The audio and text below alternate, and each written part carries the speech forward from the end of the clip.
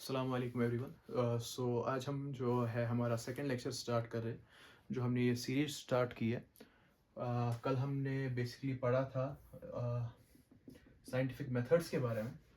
Scientific methods में जो हमने चीज़ें देखी वो ये था कि किस तरीके से हमारे सामने कोई प्रॉब्लम आती है और उसको जो है हमें सॉल्व करना है उस प्रॉब्लम को। ये प्रॉब्लम जो है हमने फॉर एग्जांपल न्यूटन की एग्जांपल ली थी कि किस तरीके से उसने वो जो एप्पल गिरता हुआ देखा और उसके बाद उसने किस तरीके से कुछ एक हाइपोथेसिस दी और फिर कुछ एक्सपेरिमेंटेशंस किए और अपनी हाइपोथेसिस को प्रूव किया। तो वो जो है हमारा कल हो चुका है वो वाला लेक्चर पूरा। तो कल मैंने आपको कहा था कि इंशाल्लाह जो नेक्स्ट लेक्चर आएगा that would be about the origin of life. ठीक है, तो आज जो हमारा टॉपिक होगा वो ओरिजिन ऑफ लाइफ को लेकर होगा। Now you would be thinking कि हमने बात तो ये की थी, या फिर आपका जो इस पे प्लेलिस्ट होगा तो वहाँ पे होगा कि द लिविंग वर्ल्ड। तो लिविंग वर्ल्ड में तो कहीं पे भी ओरिजिन ऑफ लाइफ नहीं आता, ये तो 12th क्लास का टॉपिक है। लेकिन मैंने पहले भी ये कहा था कि हम लोग बायोलॉजी को एज ए होल कंसिडर करके इस पूरे सब्जेक्ट को एक अप्रोच करेंगे। और इसमें जो है वो ज़रूरी नहीं होगी कि हम जो है वो बुक की सीक्वेंस के हिसाब से चलेंगे। मैं जिस सीक्वेंस को फॉलो कर रहा हूँ दैट वुड बी लाइक कि पहले हम लाइफ को ओरिजिनेट होता हुआ देखेंगे कि एट t=0 जब लाइफ ओरिजिनेट हुई, उसके बाद जब हमारे पास लाइफ अब आ गई तो उसके बाद हम जो है वो द लिविंग वर्ल्ड पढ़ेंगे, जिसमें हम ये चीज़ डिफाइन करेंगे कि हम लाइफ कहते किसको है। ठीक है, जब ये हो जाएगा उसके बाद हम लाइफ की सबसे basic unit that is cell उसको स्टडी करेंगे। सेल के डिफरेंट एस्पेक्ट्स, उसके बायोमोलिक्यूल्स, वो सारी चीज़ें देखेंगे। उसी तरीके से फिर हम धीरे धीरे टिश्यू पे जाएंगे और ऐसे ही चलते चलते हम लोग जो है अपना ये पूरा जो हमारा क्लास 11th का जो हमारा पूरा सिलेबस है वो कंप्लीट करेंगे इंशाल्लाह। ठीक है, तो इसमें जो हमने अब पहला जो हम टॉपिक ले रहे हैं वो है ओरिजिन ऑफ लाइफ। कल का जो था वो थोड़ा इंट्रोडक्टरी लेक्चर था, तो आज हम एक्चुअल में अब स्टार्ट कर रहे हैं हमारा introduction that is origin to life. ठीक है, तो ओरिजिन ऑफ लाइफ में जो है हमारे सबसे पहले जो हमें चीज़ समझनी है कि ये जो ओरिजिन ऑफ लाइफ है ये बेसिकली आपका क्लास 12 के एवोल्यूशन का पार्ट है। ठीक है, अब एवोल्यूशन का जो एवोल्यूशनरी बायोलॉजी जो होती है, evolutionary biology basically comprises of study evolutionary biology में जो है हम लोग स्टडी करते हैं एक तो ओरिजिन ऑफ लाइफ और वो फिर इवॉल्व कैसे होती है। अब ये जो एवोल्यूशन वाला पार्ट है तो 12th का है, लेकिन ओरिजिन वाला जो पार्ट है ये मैं यहाँ पे थोड़ा सा बता दूंगा, ज़्यादा नहीं, बस थोड़ा सा हम इसको यहाँ पे टच करेंगे। ठीक है, तो ओरिजिन ऑफ लाइफ से पहले ये लाइफ आएगी कहाँ पे हमें वो देखना है। ठीक है, तो लाइफ जो है वो आई अर्थ पे। ठीक है, and earth is a part of universe. Universe हम कहते हैं उस स्पेस को, एक एक्सपैंडिंग स्पेस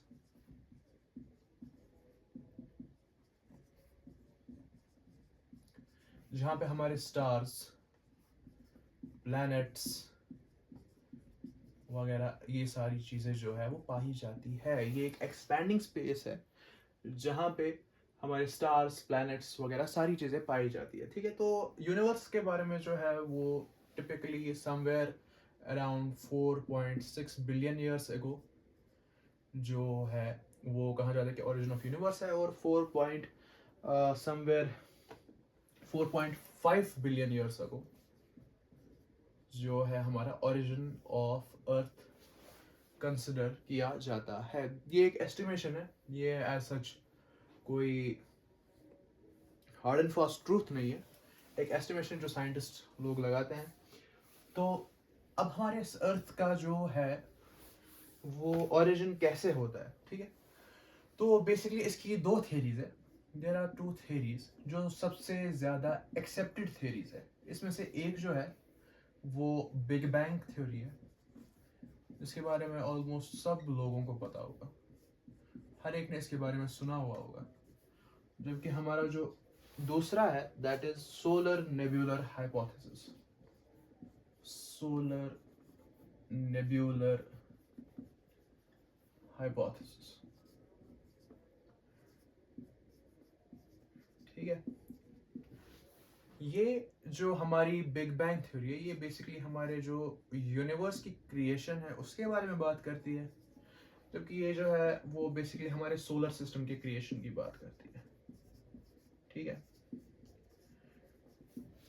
इसमें बेसिकली जो हमारा बिग बैंग है उसमें हमारा आता है कि मैटर एंड एंटी मैटर जब आपस में मिले तो एक बहुत बड़ा एक्सप्लोजन हुआ that led to the development या फिर production of some basic elements like hydrogen, helium वगैरह। और फिर यही सारे एटम्स मिलके जो है इन्होंने फर्दर एलिमेंट्स को जन्म दिया, और उसके बाद जो है वो हमारे सामने यूनिवर्स पैदा होके आती है, ठीक है। तो अगर हम देखें बिग बैंग थ्योरी जो है वो लेमेत्र ने दी थी, प्रोनाउंसिएशन हो सकता है गलत हो लेकिन लेमेत्र नाम के शख्स ने दी थी इन 1931। और वो कहता है कि जब ये बैंग हुआ तो क्या होता है कि एक बहुत सारी एनर्जी निकली जिसकी वजह से क्या हुआ कि बहुत सारे सब एटॉमिक पार्टिकल्स और एलिमेंट्स बने जिनमें हमारा हाइड्रोजन, हीलियम वगैरह आता है। और लेटर जो है क्योंकि एक एक्सप्लोजन हुआ तो उसके बाद क्या है कि एक्सपेंशन हुआ,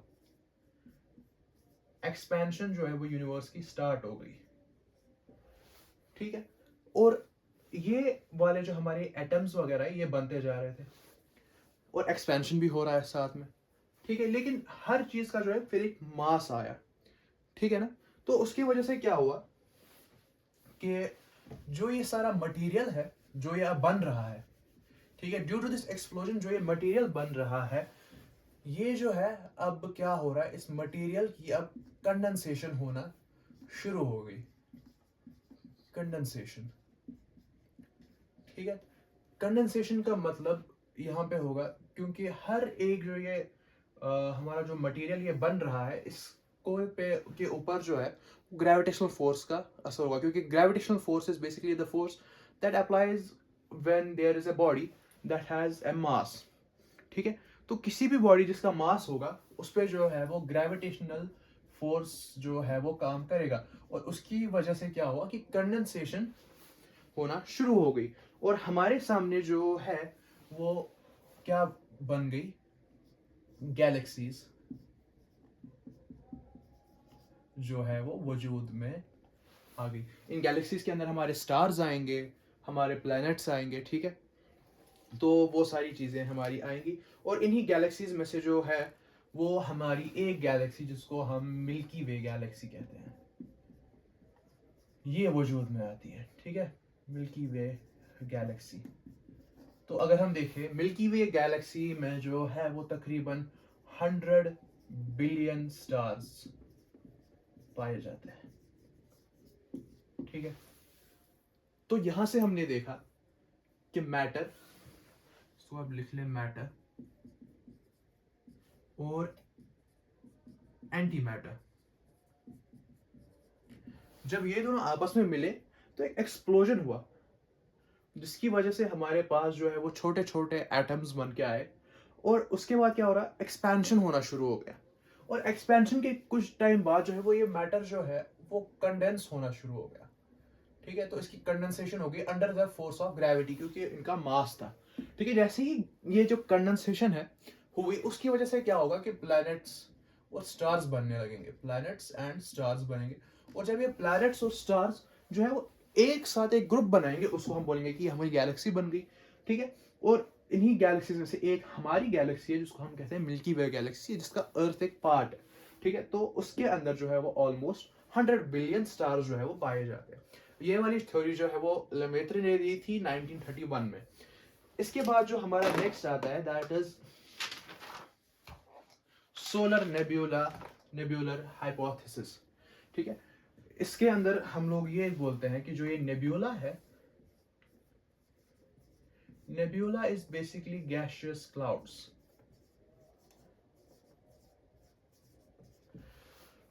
तो ये जो हाइपोथेसिस है ये दी थी कांट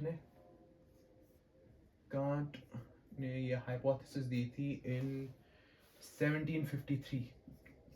ठीक है, तो 1753 में कांट ने ये सोलर नेब्यूलर हाइपोथेसिस दी थी, जिसमें वो कहता है कि ये नेब्यूला जो है ये हमारे कुछ गैसियस क्लाउड्स है, जब ये आपस में कंडेंस हुए ड्यू टू ग्रेविटी, तो उसकी वजह से क्या हुआ कि एक सन वजूद में आया और उसके इर्द गिर्द जो है वो हमारे प्लैनेट्स जो है वो वजूद में आने लगे। So that's basically origin of solar system. ठीक है, तो सोलर सिस्टम कैसे वजूद में आया वो चीज हमें जो है वो सोलर नेबुलर हाइपोथेसिस बताता है कांट। ठीक है, तो ये बेसिकली दोनों ही हम कह सकते हैं कि कोई प्रूवन ट्रूथ नहीं है, बस ऐसे ही हम कहते हैं कि थ्योरी है, तो मोस्ट प्रोबेबली ऐसा हो सकता है। ठीक है, तो यहाँ पे आ गया हमारा ओरिजिन ऑफ यूनिवर्स। ठीक है, यहाँ ओरिजिन ऑफ हमारा जो सोलर सिस्टम है वो भी हमने देख लिया। तो इसके बाद जो है वो नेक्स्ट आएगा हमारा ओरिजिन ऑफ अर्थ। ठीक है,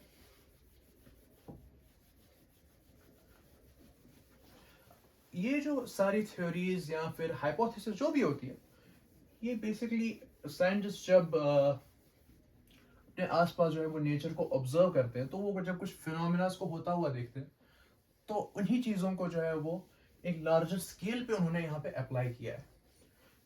कि जैसे हम कह सकते हैं कि एक्सप्लोजन जब होता है तो उसकी वजह से जो है वो गैसेस एक्सपांड होती है, तो इसको देख के इंसान बोल सकता है कि हो सकता है ऐसा हुआ हो। फिर इन गैसेस ने जो है वो कंडेंसेशन की, तो उसकी वजह से जो है वो स्टार्स वजूद में आ गए, स्टार्स के आसपास जो है वो फिर प्लैनेट्स वजूद में आ गए। तो ये सारी चीज़ें जो है ये बस एक एक्सप्लेनेटरी थिंग है, तो कोई ऐसा प्रूफ इसका पॉसिबल भी नहीं है वैसे कि इसका कोई प्रूफ निकाला जा सके, but is are most accepted theories. ठीक है, तो इसके बाद जो हमारा नेक्स्ट आता है that is origin of earth. ठीक है, ओरिजिन ऑफ अर्थ। अब ये सारी चीजें हो गई, हमारा ये जो बिग बैंग है वो सारा हो गया। अब क्या हो रहा है कि तो हमने ये कहा कि एक सन जो है वो वजूद में आ गया। ठीक है, आफ्टर बिग बैंग सन अब वजूद में आ गया, और वहां पे कुछ left over dust particles and some gases. ठीक है,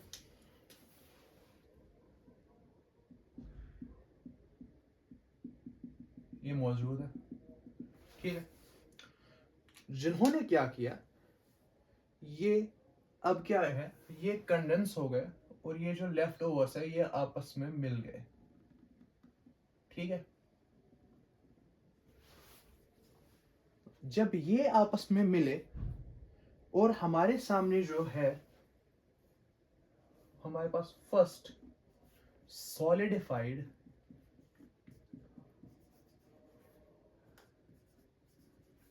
रेड हॉट अर्थ जो है वो हमारे सामने आएगी। ठीक है, रेड हॉट क्लाउड जिसका टेम्परेचर ऑलमोस्ट जो है वो अंदाजा लगाया जाता है कि 5000 से 6000 डिग्रीज तक था। ठीक है, जो रेड हॉट क्लाउड्स थे जब वो सॉलिडिफाई हुए, ठीक है, जिनका टेम्परेचर जो है वो ऑलमोस्ट 5000 से 6000 तक है। ठीक है, तो ये हमारा जो है वो पहले अर्थ बना। ठीक है, इस अर्थ में जो है वो कोई भी एटमॉस्फेयर नहीं है। ठीक है, there is no atmosphere whatsoever. ठीक है, किसी भी किस्म का कोई एटमॉस्फेयर नहीं है।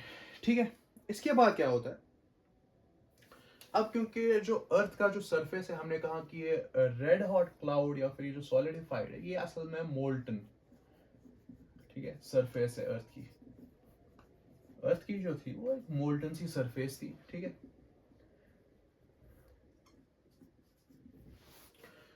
तो बहुत सारे सालों तक जो है वो इसकी यही मोल्टन सरफेस रहती है। तो अब क्या होता है, अब ये जो मोल्टन सरफेस है इसकी कूलिंग होती है आफ्टर बिलियंस ऑफ ईयर्स, या फिर मिलियंस ऑफ ईयर्स लिख लो, मिलियंस ऑफ ईयर्स, इसकी जो है वो कूलिंग होना शुरू हो जाती है। क्योंकि इनिशियली जब ये बना तो इसके अंदर बहुत सारी एनर्जी थी, वो एनर्जी धीरे धीरे धीरे धीरे जो है वो स्पेस में डिसिपेट होने लगी, तो ये कूल हो गया, ठीक है। अब जैसे ही ये कूल हुआ तो वहां पे क्या होगा, there will be a release of gases, ठीक है। तो कुछ गैसेस रिलीज हुई, रिलीज ऑफ गैसेस।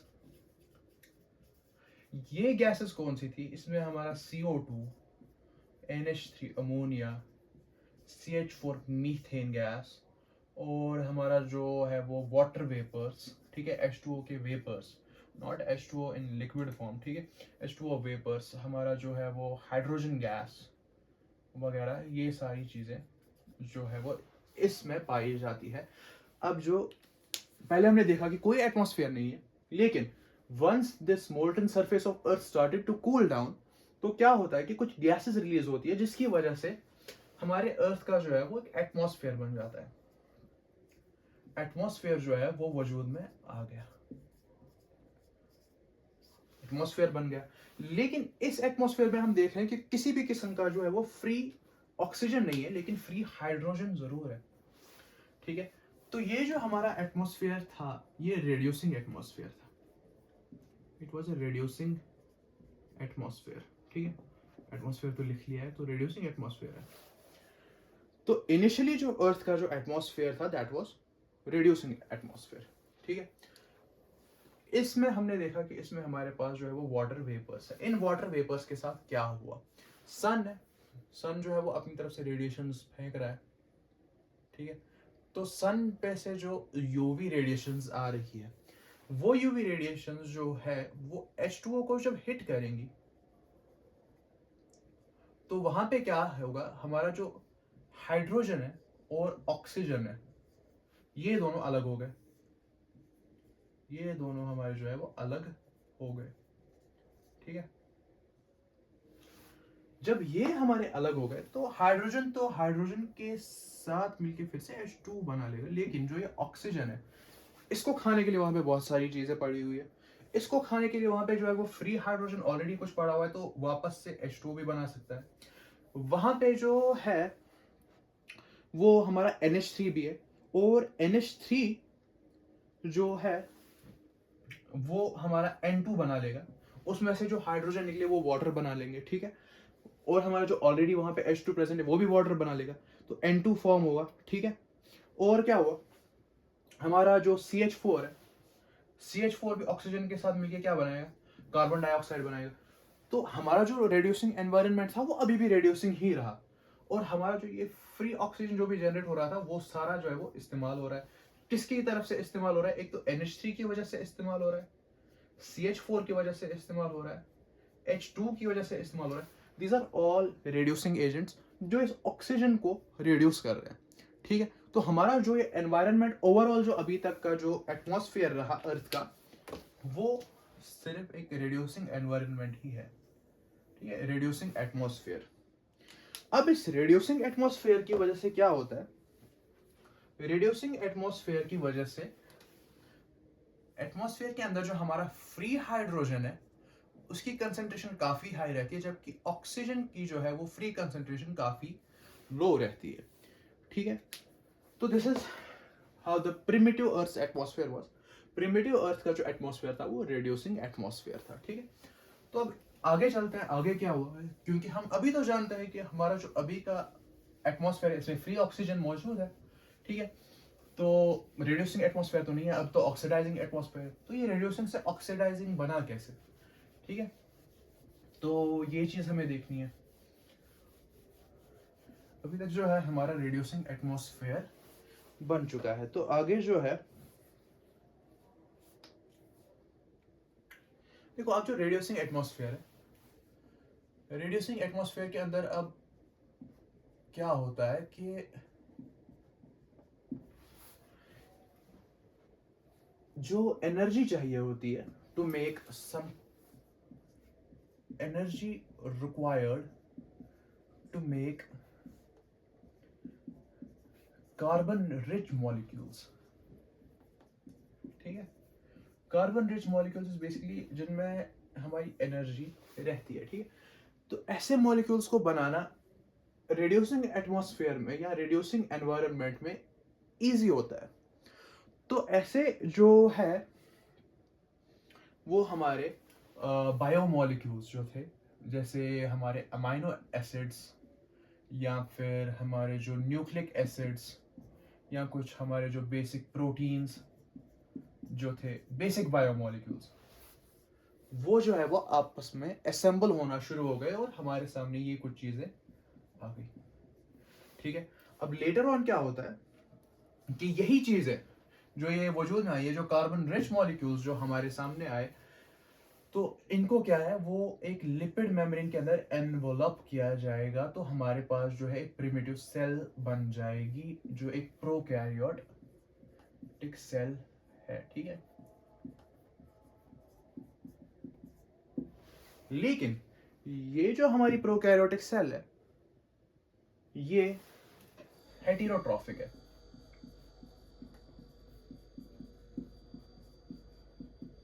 ये बाहर से न्यूट्रिशन लेती है, इसको बाहर एनवायरनमेंट में जो न्यूट्रिशन मिलता है ये वही खा के अपना गुजारा करती है, ये खुद अपना न्यूट्रिशन नहीं बनाती।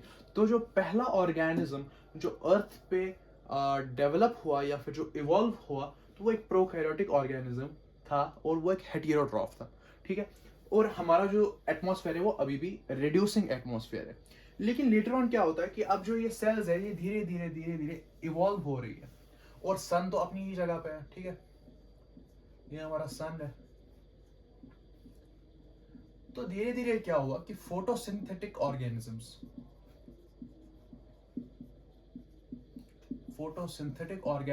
जो है वो डेवलप होना शुरू हो जाते हैं, वो इवॉल्व हो जाते हैं। और फोटोसिंथेटिक ऑर्गेनिजम्स क्या करते हैं, ये ऑक्सीजन इवॉल्व करते हैं और ये सन से एनर्जी डायरेक्टली लेके अपना खाना बनाते हैं और ऑक्सीजन बनाते हैं। तो जब इस फ्री ऑक्सीजन की कंसेंट्रेशन अर्थ के एटमॉस्फेयर में धीरे धीरे धीरे धीरे धीरे धीरे बढ़ रही है, तो उसकी वजह से जो अर्थ का reducing एटमॉस्फेयर था that turned into an oxidizing environment.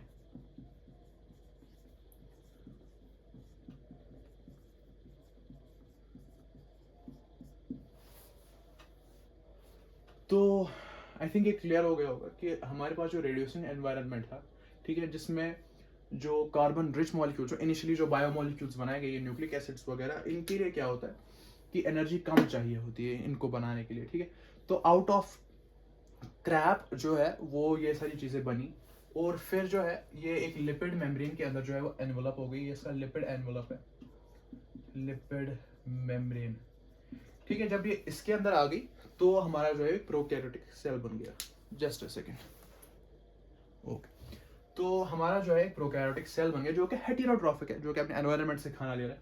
लेकिन धीरे धीरे क्या होता है कि as course of evolution continues, हमारे पास जो है वो फोटोसिंथेटिक ऑर्गेनिजम्स जो है वो डेवलप होना शुरू हो जाते हैं। और फोटोसिंथेटिक ऑर्गेनिजम्स जो है वो ऑक्सीजन रिलीज करते हैं, और ये ऑक्सीजन जो है इसकी कंसंट्रेशन धीरे धीरे जो है वो अर्थ के एटमॉस्फेयर में इंक्रीज होती थी और रिड्यूसिंग से हमारा ऑक्सीडाइजिंग एनवायरनमेंट आ गया, ठीक है। लेकिन ये जो पूरी जो ये थ्योरी है, वॉट एवर दिस इज, इसकी बहुत ज्यादा क्रिटिसिज्म है साइंटिस्ट्स की दुनिया में, ठीक है।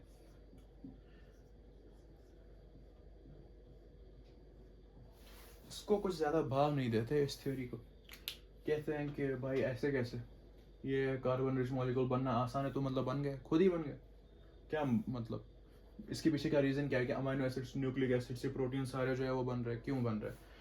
तो इसकी जो है वो काफ़ी जो है वो इस थ्योरी की क्रिटिसिज्म है।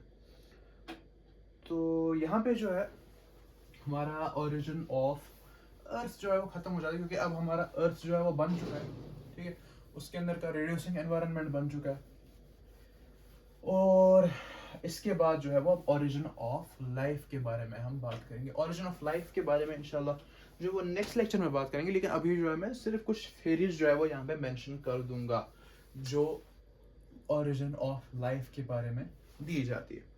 सबसे पहली थेरी जो है वो थेरी ऑफ स्पेशल क्रिएशन की है। Special creation, theory of special creation हम कह सकते हैं कि एक रिलीजियस थ्योरी है जिसमें एडम एंड ईव या कुछ और भी कुछ ऐसे रिलीजन्स हैं या फिर कुछ ऐसी थिंकिंग्स है जिसमें ये कहा जाता है कि God made man and woman, जिनके ज़रिए से जो है वो आगे नस्ल चलती गई और लाइफ जो है वो ऐसे ही वजूद में आए। तो this is theory of special creation, ठीक है।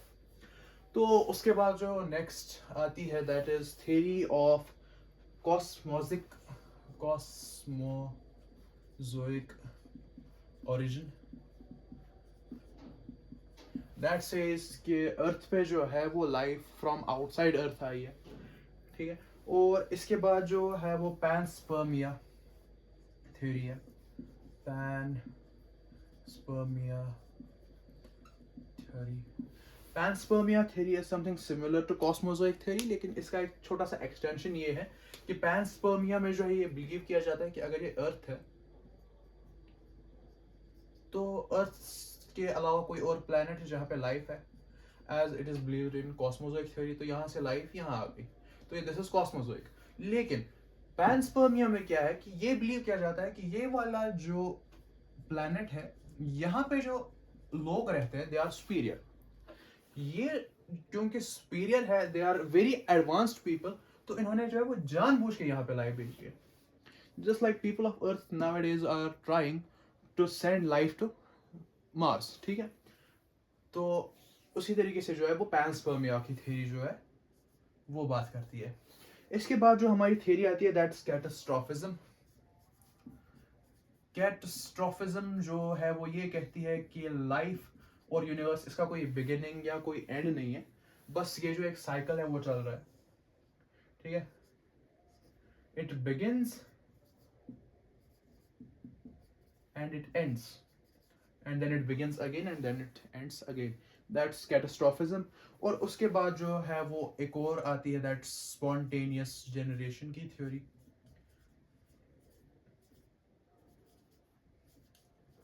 spontaneous generation की थ्योरी जो है वो ये बताती है कि लाइफ जो है वो नॉन लिविंग थिंग्स से जो है वो इवॉल्व हुई है, ठीक है। उसके बाद जो है वो इसके बारे में हम क्योंकि डिटेल में बात करेंगे तो यहाँ पे मैं ज़्यादा इसके बारे में नहीं बोल रहा। उसके बाद is biogenesis. Biogenesis is basically life evolves from life. जब जिंदगी होगी तो जिंदगी बनेगी, ठीक है। तो यहाँ पे क्या था कि लाइफ जो है वो नॉन लिविंग से भी बन सकती है, और यहाँ पे ये है कि लाइफ जो है वो सिर्फ लाइफ से बनेगी।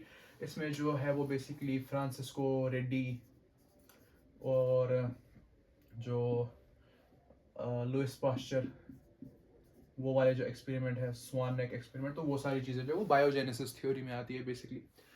इसके बाद जो नेक्स्ट है that is modern theory of origin of life. Modern theory जिसकी जो हाइपोथेसिस थी वो दी थी ओपारिन और हेल्डान ने, और जो इसका एक्सपेरिमेंटल एविडेंस था वो मिलर एंड उरे ने दिया था,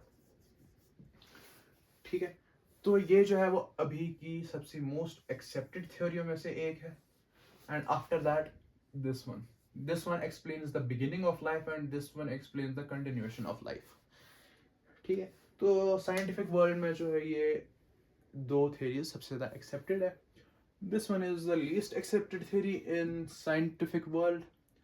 तो ये दोनों भी जो है वो कुछ खास, क्योंकि कोई एक्सपेरिमेंटल प्रूफ नहीं है तो वैसे कुछ खास नहीं है, catastrophism is more like a philosophical theory, और स्पॉन्टेनियस जनरेशन जो है वो पहले ही डिस्प्रूव हो चुकी है by Louis Pasteur and Francisco Redi वगैरह, और जिसमें क्या था उसका नाम, स्प्लानजेनी ने भी जो एक्सपेरिमेंट किया था, तो इसी वजह से जो है वो हमारा स्पॉन्टेनियस जनरेशन वाला पूरी थ्योरी जो है वो डिस्प्रूव हो चुकी है, ठीक है। तो these were some theories origin of life के बारे में। इसमें से जो बायोजेनेसिस है वो हम यहाँ पे नहीं, वो इंशाल्लाह आगे चल के एवोल्यूशन में कवर होगी, लेकिन जो ये मॉडर्न थ्योरी है ये हम इंशाल्लाह नेक्स्ट लेक्चर में जो है वो कवर करेंगे, ठीक है। तो तब तक के लिए अल्लाह हाफिज़, मिलते हैं इंशाल्लाह नेक्स्ट वीडियो में। तो सलाम अलैकुम।